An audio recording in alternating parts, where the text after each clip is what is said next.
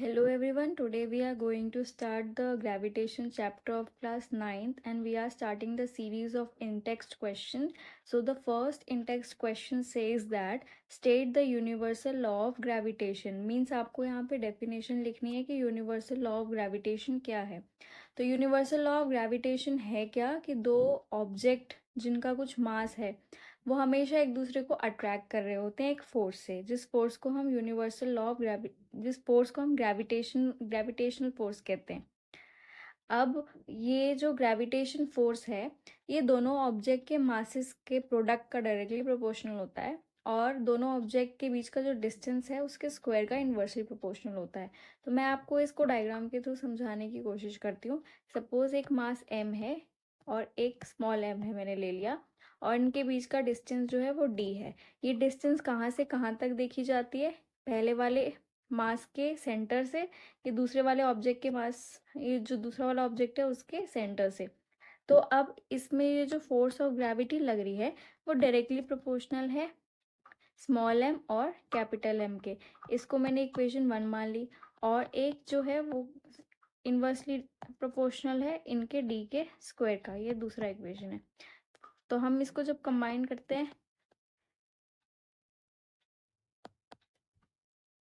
तो हमको मिलता है gm m/d². ये हमारा यूनिवर्सल लॉ ऑफ ग्रेविटेशन है. इसको हम वर्ड्स में कैसे लिखेंगे? According to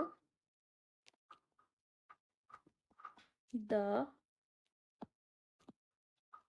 Newton's universal law of gravitation,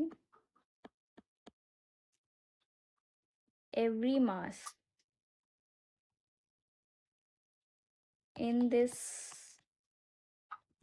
universe attracts every other mass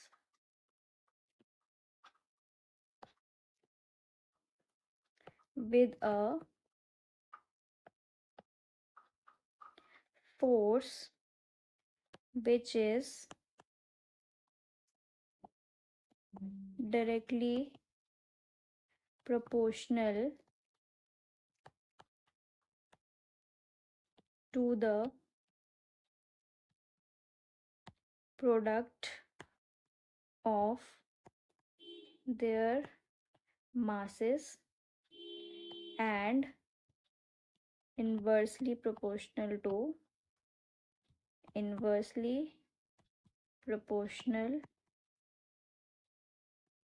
the square of distance between